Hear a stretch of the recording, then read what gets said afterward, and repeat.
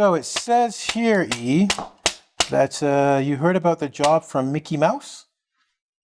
Hi, James from engVid. I'm going to do a video that I haven't done before, or an unusual one. I'm going to do one on interviews. I like doing videos on communication, and I realize that one of the things you guys are doing is not just talking to people on the streets, not just trying to make friends out there, but you're actually trying to get jobs. And this video, I'm going to highlight 5 questions that you are very likely to run into when you go to an interview in North America. All right? So as you can see, Mr. E's got his tie on. I got a tie on. I got a tie on. And he's ready for the interview. And I'm going to give you these 5 questions to help give you some things you can actually say and understanding what they're asking you so you'll be properly prepared. Now, to start off, I have to say this. When you're going for a job, research. They do expect you now to have some idea about the company because we're in the 21st century and they know you've heard of Google and internet. So this is based on research, saying that you do your research on the company, then use the information I'm going to give you, and you should do really, really well. All right? Let's go to the board. So starting clockwise. Okay, so let's look at the first question, which is tell me about yourself. Well, what is it? Well, this question is really about who are you? And they want to know if you're going to be okay for this job because they want to have a basic idea of who you are. Now, when they're asking this question, you don't want to answer it with too much information.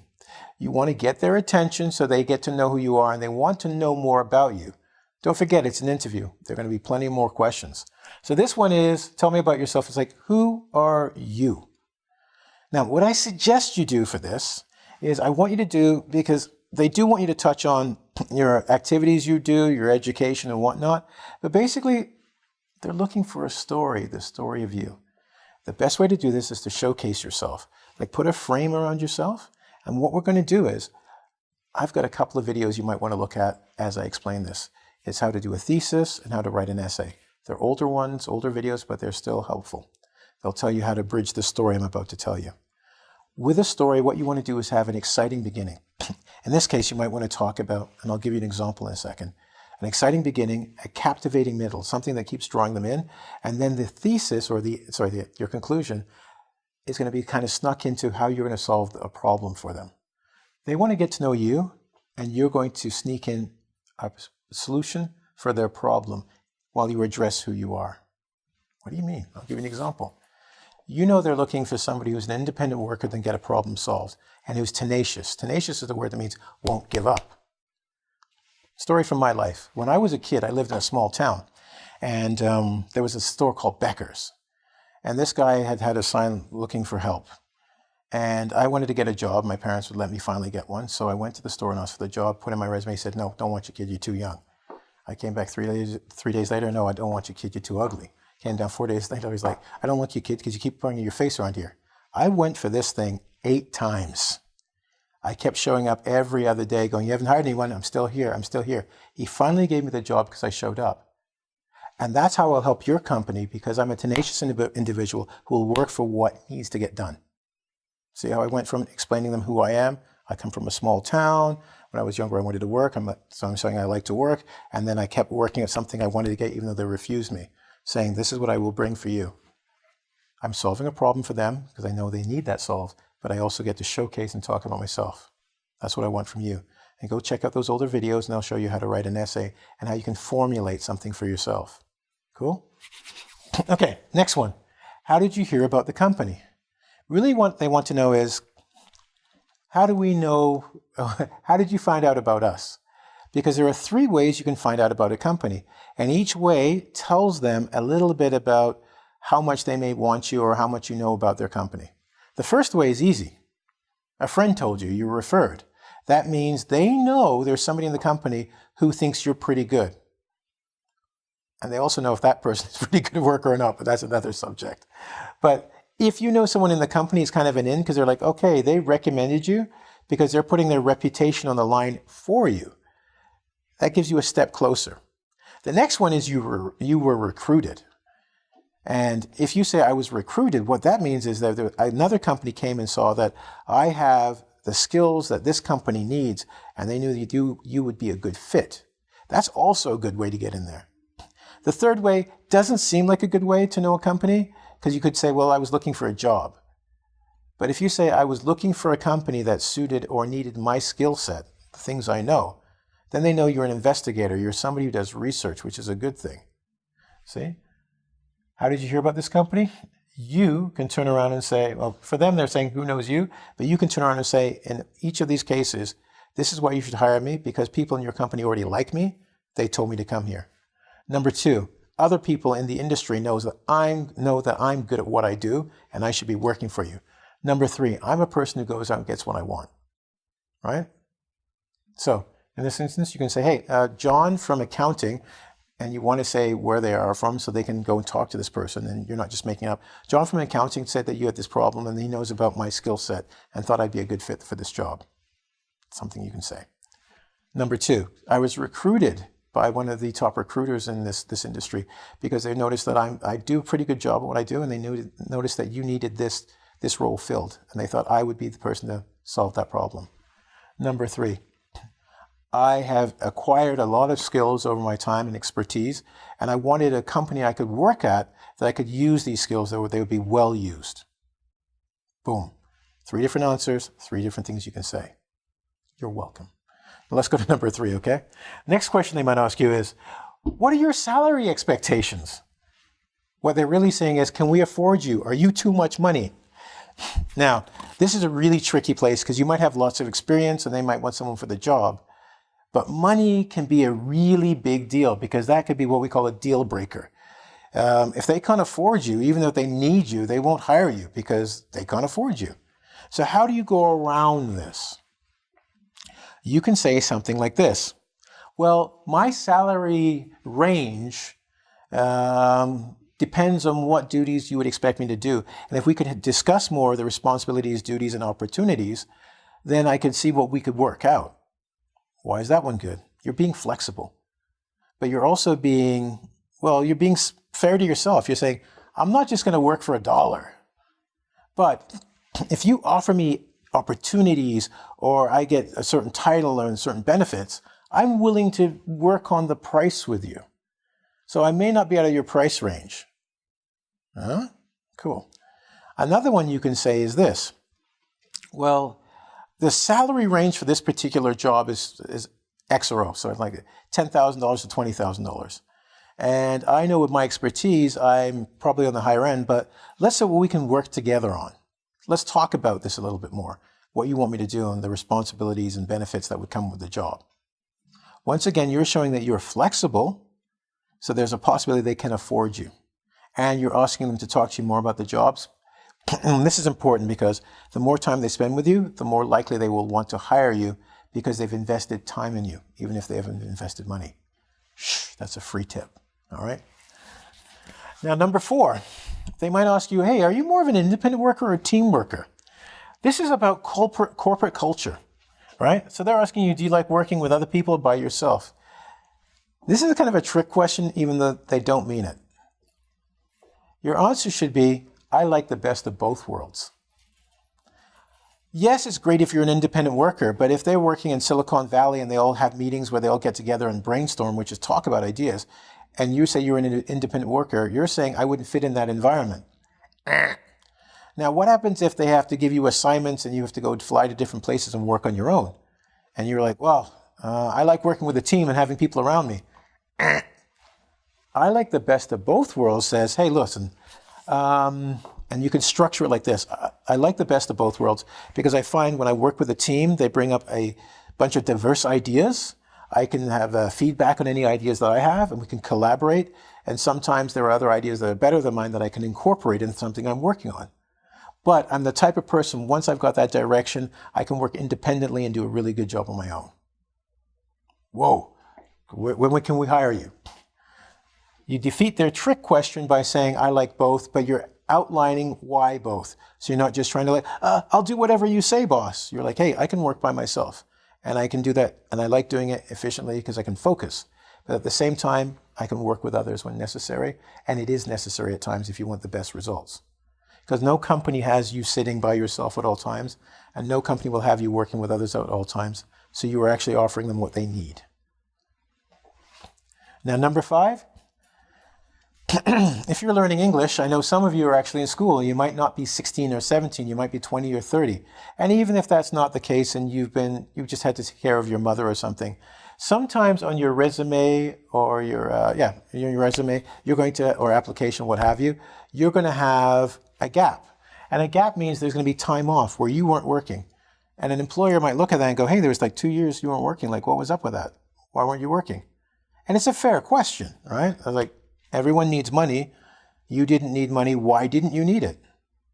Here's how you turn that gap time off into your advantage. You say something like, well, yeah, I did. I took some time off from the corporate world because I realized there were some skills I needed to get and I wasn't getting it in the environment I was. So I had to change the job I was doing, or I had to change what I was doing in order to learn and master these skills so I could come back a much more valuable employee. A valuable colleague for people, or someone they could work with and depend on.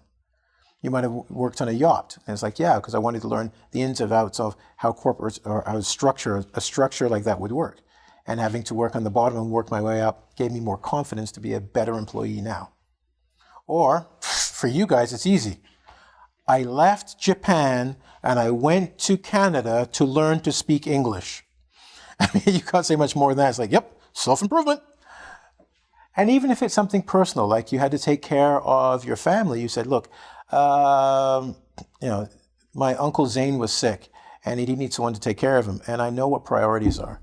Just as I would prioritize my work, when someone has ill health, I will take that priority and I do it. It doesn't mean I wouldn't be here for the company. It means when I know something's serious, I'm the type of person who takes the time and takes it seriously. And I'll put the time in where required. I got a tear from that. That was good. I just made it up. But you can do that as well.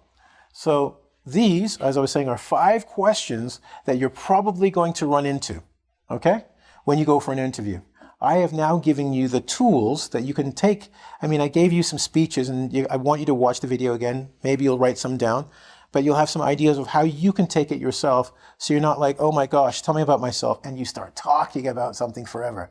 They don't want that. They do want a story, and I said showcase, make it small, and make that story work at the conclusion that you have an attribute or something that they want. An attribute is like a detail that they need or want. Put that in your story. When they want to know how you heard about them, put it and frame it in such a way that it always works out to their advantage. I'm one of the best, that's why I was recruited. The best in your company or people in your company thought I should work here. That's why I'm here. I looked for the best company. Who doesn't like being called the best? I looked for the best company. You're it. And that's why I'm here, because I have these skills I want to use with you. Salary expectations? Well, I have a range. So if you want $75,000, don't say $75,000. Say, listen, I know I'm looking between $73,000 and $80,000. I have the experience and I have the ability and I want to work. And let's negotiate depending on what you're offering in the ways of title, benefits, and opportunities. That says you're flexible. We can negotiate, right? Next, corporate culture. I gave you that one as well, right? You want to be the best of both worlds, and you want to use something like that. Like, I can work in both environments really well. And then finally, if you do have time off, you already understand what you have to say. The time was taken to improve yourself. So find something you did during that time period, shows how it makes you a better person, a better employee, and then show how that would benefit the company. Now we've done that. I don't really have a quiz, because this is more of a learning thing where you're going to have to go over it and think about it. But I do have some extra stuff I want to share with you. So make sure you come back and watch the rest of the video. Okay, so now we talked about the interview. I want to give you a couple of terms, a little bit of a deeper understanding of some of the words I used or terms I used, throw out a couple of new ones to you. I'm not doing a quiz on this one, because as I said, it's best to actually go over the video again and actually write out some of the things that I said, because your story is unique and you cannot just answer with what I said. And if you could imagine a whole bunch of people using my exact words in an interview, they'd be like, so you watched that video, did you? Yes, we know this. You all say the exact same thing. You need to change your words. So change your words, all right? So that, I'll give you your homework, and then I'll do the quote of the day. So let's go to the board. The first one I want to talk about is elevator pitch. You said, you never mentioned it. I went, no, I didn't. But a great way to describe that question for, so tell me about yourself, is an elevator pitch. An elevator pitch is done in business, right? And what they do is They say, imagine you're in an elevator. You're on the ground floor. You're going to the 15th floor. How long do you have to talk to someone? Maybe 2 or 3 minutes. Well, within that time, you will have to explain something to someone complicated or even something simple. So you're going to need 2 or 3 sentences. You're going to have an opening, a middle of which you explain it, and then the end, this is the key, where they're like it, but there's a bit of curiosity where they want to know a little bit more, right? You don't want to just give them their shut. When they're done, they should go, that's really cool. How do I get your number? That's the elevator pitch, okay? So that's what we want to do for that question of who are you? So by the time you finish speaking about who you are, they're like, wow, that's cool. And they want to know more. That means they're paying more attention to you and they're more likely to hire you. Salary range. Well, we talked about that. When I said if it's 73,000 to 80,000, it means what is the number from the lowest to the highest? Now, salary range also usually means in an industry. If you're an engineer, for instance, you might start out, so a beginning engineer with no experience might start out with $70,000 a year. But an engineer with 5 years experience, a lot of experience, may go to $110,000. And that's usually the minimum and the maximum for that particular job. That's the salary range. When we discussed it, you were talking about your salary range. But you should also know the industry salary range for the job you're going for. So if you're going for an engineer, research it and research what part of the world you're in, because being in England might be one thing, being in Australia might be another thing, right? So find out what the range is so that you can make your salary range fit within their budget. And if you're really exceptional, screw it. Just give them the price. All right. Next, job offer. A job offer is someone saying, this is the job we require done. This is what we're going to pay with the benefits and any opportunities that are available with the job. So when you say, what is the job offer? You're not just saying, do I get money? Yes. But what's the title? What's the pay? Are there benefits? What are the learning opportunities? Cool? And salary expectations. They're saying, what is it you expect to get paid? This is what we were talking about, the salary range, where it's in between. When they ask you salary expectations, it's not a bad thing. Some people might go, well, you're playing games and you're saying this. Well, the fact of the matter is you might want to work for a company. And giving them an exact number might price you out of the market. Price you out of the market means you make yourself too expensive for them to hire. So by giving them a range, you're saying, let's work together. Because really, if you really wanted to work for the company, if you didn't get an extra $1,000, are you going to say no to the opportunity if they're going to allow you to learn and grow? No, that's ridiculous. So at the same time, to give it an exact number, not the best thing, I think, strategy when you're going for a job. Give them the range. And if you've done your homework, right? I said that at the beginning, you have to research the company. You'll know what they can afford. And if they can't afford you, don't go there, right? But if they can, you want to even have that range because remember, maybe you want 75, you're saying 73 to 80 because eventually you want to make 80. And you should know what the range is for that particular industry as well, right? Putting those things together, when they're asking you salary expectations, that's why you give a range, saying, I know what my experience is, you can see what it is, we know what the value is, we know over time I'll probably become more valuable, and I want to know that these things are possible. Cool? All right. So those are the extra terms I wanted to give you in case you're in an interview and these come up. Your homework. Well, I want you to think about your last interview. I don't care if you're 16 and you were going for a paper route, it means delivering papers to people's houses, or you're working for a CEO job. If you went for a CEO job and you're watching this video right now, you got other problems, my friend. But the last interview you were at, how did it go? Okay. Now that you're thinking about it, you might go, okay, well, I said this. Think about how you can use the information I just gave you that interview would have gone better. Like, would you have used a story as opposed to just told them everything about yourself? When you talked about salary expectations, did you give them a range or did you give them a number and only a number? Okay, so think about the information, how you could use it to have done better, and I meant in the past, better in that interview. Now, here's something I didn't give you. I only have room for 5. What questions have you been asked on an interview? Huh? So it's like, yeah, you were there. I wasn't there. Maybe there were questions I didn't talk about. Clearly not. That you were asked, and it was like, okay, these were good questions. Why don't you write those down? Put them in the comments below. Other people may have shared your experience, and this is a great community. I can see a lot of them turn around saying, hey, I was asked that question. I found this was helpful, right? Use your community. Remember I talked about preparation? This is part of your preparation. Doing this work, putting it down there, having people tell you yes, no, or this is good will help you in the future, all right? And I got one final one I didn't put down here. Here's what we call the thought experiment. If you want to know what an employer is going to ask you, for a second pretend to be an employer. What questions do you think would be good questions for an employer to ask an employee? I used to hire a lot of people in the last job I was at, and there were so many questions I was surprised employees never asked when they took the job. I went, don't you think you want to know this before you give your time and your life? And they wouldn't ask.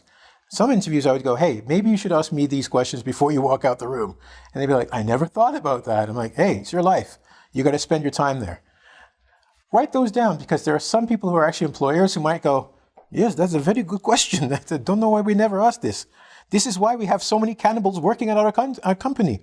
Do you eat people is a good question to start with, right? Bad joke, but the point is, if you can put yourself in the employer's position, then you will probably figure out the questions they might ask you. Don't be a victim. Be prepared, and then take charge and win. Leading me to the quote I want to give you, okay? This is by a guy named Arthur Ashe, who was an American tennis player. Great one, actually. His quote is this: one important key to success is self-confidence. An important key to self-confidence is preparation. That thing I started the video with, I'm ending with. If you're prepared, you'll be confident. They'll see that, and if you have the skills, you're likely to get the job. Anyway, listen, thank you very much. I want you to subscribe, right? The button down here. Hit the bell, ding, ding, ding, get that notification. And say like, because once again, I always say this, if I'm still talking, you're still listening, you liked it, or you would have been gone 20 minutes ago, right? So hit like. It's good for the video, and it helps me know what you want, okay? So I can bring more to you. Yeah, that's it. And as always, thank you. That's because you come back time and time again that this page exists. Have a good one, and I'll see you soon.